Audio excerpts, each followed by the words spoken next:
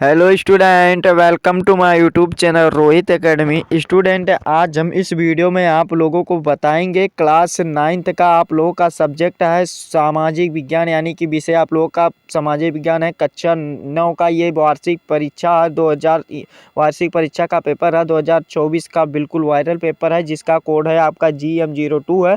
ये पेपर आप लोगों के लिए वेरी इंपॉर्टेंट है। अगर आप लोगों के स्कूल में क्लास 9th का ईयरली एग्जामिनेशन नहीं हुआ है तो आप लोग इस वीडियो को जरूर देखिएगा। इसी में से क्वेश्चन आप लोगों को यही पेपर देखने को मिलेगा। इसका हम संपूर्ण हल के साथ आप लोगों को बताएंगे एंड समझाएंगे। ये बिल्कुल वायरल पेपर है। चलिए बिना देरी के शुरू करते हैं, अपने क्वेश्चन पर आते हैं। खंड का हमारा यहाँ पर बहुविकल्पीय प्रश्न से स्टार्ट होता है, जो कि मल्टीपल चॉइस क्वेश्चन है। 20 मल्टीपल चॉइस क्वेश्चन रहेंगे, 20 नंबर का, ये कंप्लीट करा देंगे। देखिए और भी आगे क्वेश्चन जो भी है सभी को बताएंगे, आंसर बताएंगे एंड समझाएंगे। बस वीडियो के अंत तक बने रहिए।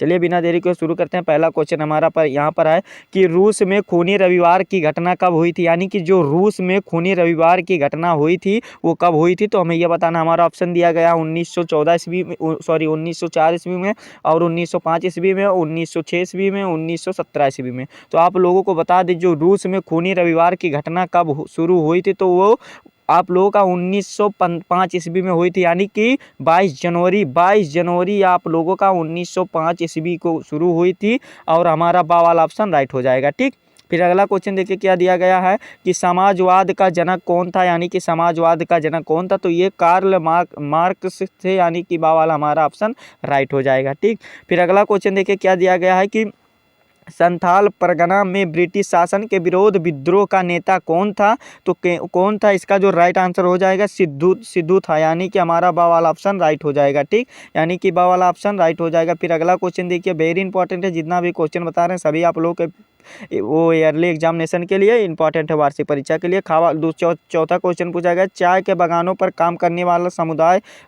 था, यानी कि उसका समुदाय का कौन सा था। तो वो जो था वो संथाल था, यानी कि हमारा सा वाला ऑप्शन राइट हो जाएगा। फिर अगला क्वेश्चन देखिए क्या पूछा गया है कि क्षेत्रफल की दृष्टि से भारत का सबसे बड़ा राज्य कौन सा है। तो आप लोग जानते होंगे ये राजस्थान है, यानी कि क्षेत्रफल से, यानी कि जो क्षेत्रफल होता है उनकी दृष्टि से सबसे बड़ा राज्य आप लोगों का कौन सा है, राजस्थान है। और आप लोगों का अगला क्वेश्चन के बढ़ते हैं, 6 वाला क्वेश्चन पूछा गया है कि विश्व में सबसे अधिक जनसंख्या वाला राज्य है। तो विश्व में देखिए, विश्व में जो अधिक जनसंख्या वाला राज्य है वो इंडिया है, भारत है, यानी कि अपना भारत है, यानी कि बा वाला ऑप्शन हमारा राइट हो जाएगा। ठीक, फिर अगला क्वेश्चन देखिए क्या दिया गया है कि एक विशाल क्षेत्र में लंबी समय अवधि पर में मौसम की अवस्थाओं तथा विविधताओं का कुल योग है। तो कुल योग कितना है। तो इसका जो राइट आंसर हो जाएगा आप लोगों का 7वें का सही आंसर जलवायु हो जाएगा, यानी कि जलवायु है, यानी कि हमारा बा वाला ऑप्शन राइट हो जाएगा। ठीक, चलिए बिना देरी के हुए अगले क्वेश्चन के बढ़ते हैं। अगला क्वेश्चन हमारा जो 8वां दिया गया है कि शीतकाल की वर्षा किस फसल के लिए महत्व है। तो रबी की फसल के लिए महत्व है, ना कि खरीफ की फसल के लिए। रबी की फसल जो कि वो होता है, क्या होता है, गेहूँ होता है, सरसों होता है, ये सभी के लिए मतलब वो इम्पॉर्टेंट है, यानी कि बवाल चना होता है, ये सब जितने भी हैं सभी वो इम्पॉर्टेंट है, यानी कि इसके लिए महत्वपूर्ण है शीतकाल। फिर 9वां क्वेश्चन दिया गया है, पश्चिमी विक्षोभों के कारण उत्तरी मैदानों में किस भाग में वर्षा होती है। तो किस भाग में वर्षा होती है। तो जो इसका राइट आंसर हो जाएगा हमारा ये 9वें का जो सही आंसर हो जाएगा, पूर्वी भाग में होती है, पश्चिमी भाग में भी होती है। तो इस पर जो राइट आंसर करेंगे पूर्वी भाग में होती है, यानी कि हमारा बा वाला ऑप्शन राइट हो जाएगा। ठीक, सॉरी आ वाला ऑप्शन हमारा राइट हो जाएगा। फिर अगला क्वेश्चन देखिए, भारत में शीत ऋतु में स्थल से समुद्र की ओर बहने वाली पवनें कहलाती हैं। तो ये पवनें क्या कहलाती हैं। तो इसका जो राइट आंसर हो जाएगा आप लोगों का, ये इसका जो सही आंसर हो जाएगा 10वें का सही जो आंसर हो जाएगा आप लोगों का, ये उत्तर पश्चिमी व्यापारिक पवनें कहलाती हैं, यानी कि बा वाला हमारा ऑप्शन राइट हो जाएगा। ठीक, फिर अगला क्वेश्चन देखिए क्या दिया गया, भारत की जलवायु के प्रभावित करने वाले कारक हैं। तो इसके प्रभावित करने वाले कारक ये सभी हैं, ऊंचाई भी, अक्षांश भी है और वायुदाब भी है, यानी कि इसका जो सही आंसर हो जाएगा ये सभी हो जाएगा। ठीक, फिर अगला क्वेश्चन देखिए 12 वाला जो दिया गया है कि हिमालय की दो प्रमुख नदियां हैं, यानी कि हिमालय की दो प्रमुख नदियां क्या है। तो ये सिंधु और ब्रह्मपुत्र है, यानी कि दा वाला हमारा ऑप्शन राइट हो जाएगा, सिंधु और ब्रह्मपुत्र है। ठीक, फिर अगला क्वेश्चन चलिए देख लेते हैं। अगला क्वेश्चन दिया गया है कि गंगा नदी का उद्गम स्थल है। तो इसका जो राइट आंसर होगा गंगोत्री से हुआ है, यानी कि दा वाला हमारा ऑप्शन राइट है, ना कि हरिद्वार से हुआ है, यानी कि दा वाला ऑप्शन गंगोत्री से हुआ। फिर अगला क्वेश्चन देखिए क्या दिया गया है, नर्मदा तथा तापी नदियाँ समुद्र में गिरने से पहले कौन सी भू भू आकृति बनाती हैं, तो ये कौन सी भू आकृति बनाती है? तो जो इसका राइट आंसर आप लोगों का हो जाएगा, ये बाढ़ का मैदान बनाती है, यानी कि बा वाला ऑप्शन हमारा राइट है। फिर अगला क्वेश्चन, नर्मदा नदी का उद्गम स्थल कहाँ से है? तो ये अमरकंटक से है, अमरकंटक से बा वाला हमारा ऑप्शन राइट हो जाएगा। फिर अगला क्वेश्चन 16 वाला जो दिया गया है क्या, कि निम्नलिखित में से कौन सी लवणीय जल वाली झील है? तो ये बुलर झील है, जो कि जम्मू कश्मीर में है, यानी कि हमारा बा वाला ऑप्शन राइट हो जाएगा। बुलर झील जो होती है वो लवणीय होती है, यानी कि नमक की तरह होती है इसके पानी। फिर अगला क्वेश्चन है कि भारत में सर्वाधिक निर्धन राज्य कौन सा है? तो ये बाबू बिहार है, यानी कि हमारा सा वाला ऑप्शन राइट हो जाएगा, ये बिहार है, ठीक। और फिर अगला क्वेश्चन है कि भारत में ग्रामीण क्षेत्रों में प्रति व्यक्ति कैलोरी की आवश्यकता होती है, यानी कि 2400 कैलोरी आवश्यकता होती है, क्योंकि यहाँ पर मेहनती व्यक्ति ज़्यादा होते हैं, मेहनत ज़्यादा करते हैं, इसीलिए अधिक कैलोरी की आवश्यकता होगी। तो 2400 कैलोरी की आवश्यकता होती है। सा वाला ऑप्शन राइट पे टिक कर देंगे, ना कि बा वाला पर टिक करेंगे, ठीक। फिर अगला क्वेश्चन 19 वाला जो दिया गया है कि अनाज की उपलब्धता भारत में किस घटक के कारण और सुनिश्चित हुई है? तो ये किस घटक के? तो ये बफर स्टॉक के कारण हुई है। यहाँ पर देखिए ये गलत हो जाएगा, बफर स्टॉक पर कभी मत टिक कीजिएगा। इसका जो राइट आंसर हो जाएगा आ और बा दोनों होगा, यानी कि सार्वजनिक वितरण प्रणाली और बफर स्टॉक, यानी कि इस पर जो टिक करेंगे सा वाला ऑप्शन राइट होगा, ठीक। फिर अगला क्वेश्चन देखिए 20 वाला जो दिया गया है, भुखमरी का प्रकार है। तो भुखमरी का प्रकार मौसमी भी है और आप लोग का दीर्घकालिक भी है, यानी कि हमारा आ और बा दोनों राइट हो जाएगा। बाबू इस प्रकार से आप लोग का 20 MCQ का 20 नंबर हो गया कंप्लीट। चलिए आगे भी कंप्लीट कराएंगे, बस वीडियो के अंत तक आप लोग बने रहिएगा। वर्णनात्मक प्रश्न खंड का हमारा यहाँ वर्णनात्मक प्रश्न से स्टार्ट होता है, जिसका हमें आंसर लिखना होगा। ये जितने भी बता रहे हैं सभी आप लोग के इंपॉर्टेंट अच्छे तरीके से इसको तैयार करना और समझना है।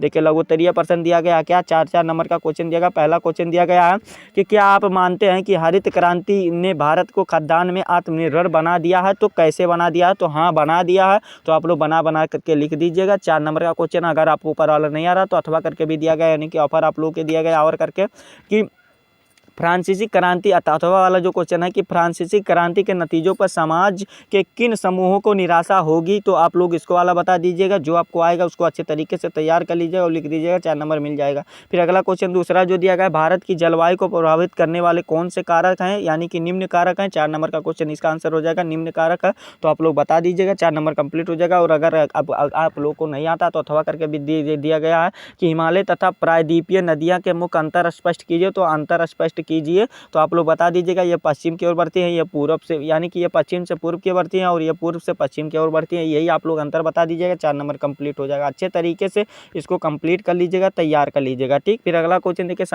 संविधान के नियमों को हैसियत किसी भी अन्य कानून के बराबर है, स्पष्ट कीजिए क्यों है। 4 नंबर का क्वेश्चन है, ये भी अथवा करके दिया गया है कि न्यायपालिका किसे कहते हैं? जो न्यायपालिका होती है वो किसे कहते हैं? आप लोग इसको बता दीजिएगा, 4 नंबर मिल जाएगा, ठीक।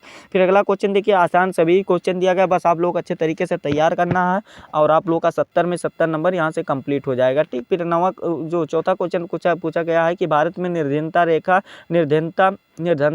रेखा का आकलन कैसे किया गया है। 4 नंबर का क्वेश्चन अथवा करके भी दिया गया है कि राष्ट्रीय ग्रामीण रोजगार गारंटी अधिनियम 2005 की विशेषताएं, यानी कि मनरेगा जो थी वो विशेषताएं क्या थी, महात्मा गांधी द्वारा ये चलाई गई थी 2005 में। तो आप लोग इसके बारे में अच्छे तरीके से बता दीजिएगा, 4 नंबर मिल जाएगा, ठीक।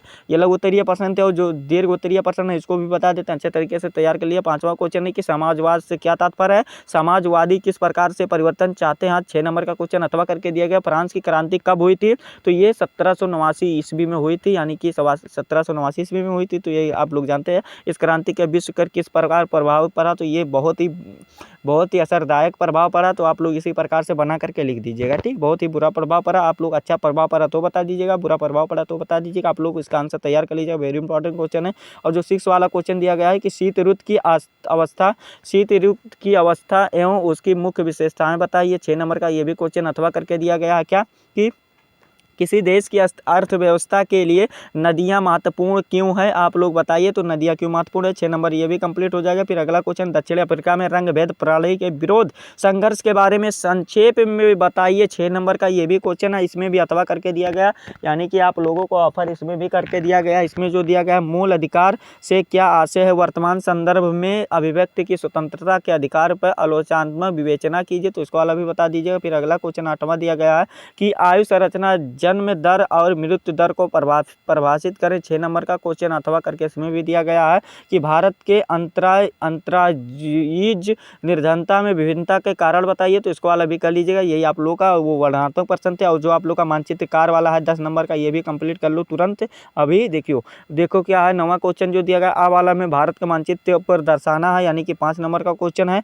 और देखिए क्या क्या है, पाकिस्तान को दर्शाइए भारतीय मानचित्र पर, भोपाल को दर्शाइए, और फिर उत्तर प्रदेश को दर्शा दीजिए, झारखंड को दर्शा दीजिएगा। 1 नंबर का कोई मतलब एक क्वेश्चन है, तो आप लोग का 5 नंबर हो जाएगा कंप्लीट। फिर देखिए अब बा में आ जाते हैं। बा में जो दिया गया आप लोग का क्या देखिए दिया गया है, भारत के दिए गए मानचित्र में निम्नलिखित को दर्शाइए। 5 नंबर का एक क्वेश्चन है। देखिए पहला जो क्वेश्चन दिया गया है कि भारत उत्तर प्रदेश की राजधानी इस चिन्ह द्वारा आप लोग दर्शाना है, तो मानचित्र में आप लोग दर्शा दीजिएगा। जो उत्तर प्रदेश की राजधानी आप लोग तो जानते ही होंगे, लखनऊ है। ठीक, फिर अगला दूसरा क्वेश्चन देखिए, हम आंसर बता रहे हैं, आप लोग दर्शा दीजिएगा, तैयार कर लीजिएगा। भारत के सबसे दक्षिणी बिंदु को चिन्ह द्वारा दर्शाइए, तो सबसे जो दक्षिणी बिंदु है उसका नाम है इंदिरा पॉइंट, तो उसको वाला भी दर्शा दीजिएगा। फिर अगला क्वेश्चन है कि भारतीय मरुस्थल को इस चिन्ह द्वारा, यानी कि गोला जो है इस चिन्ह द्वारा बताइए, डार्क गोला के चिन्ह के द्वारा, तो थार मरुस्थल को दर्शा दीजिएगा आप लोग, जो कि ये वाला आप लोग दर्शा दीजिएगा। फिर अगला क्वेश्चन है, भारत के पूर्वी तट में स्थित एक बंदरगाह को इस चिन्ह द्वारा दर्शाइए, और चिन्ह द्वारा नाम भी बताना और दर्शाना भी है। तो इस कोलकाता बंदरगाह, हमें कोलकाता में दर्शा देंगे। 1 नंबर इसका तो कंप्लीट हो जाएगा। ठीक, फिर अगला क्वेश्चन है कि क्या है कि 400 सेंटीमीटर से अधिक वर्षा प्राप्त करने वाले एक नगर को इस चिन्ह द्वारा बताइए, तो इसका नगर का जो नाम है कालीपट्टी है, जो कि मोसीम राम में है, तो आप लोग इसको दर्शा दीजिएगा। 10 नंबर ये भी कंप्लीट हो जाएगा। तो आप लोगों का यही क्लास 9th का आप लोगों का सोशल साइंस यानी कि सामाजिक विज्ञान का पेपर था।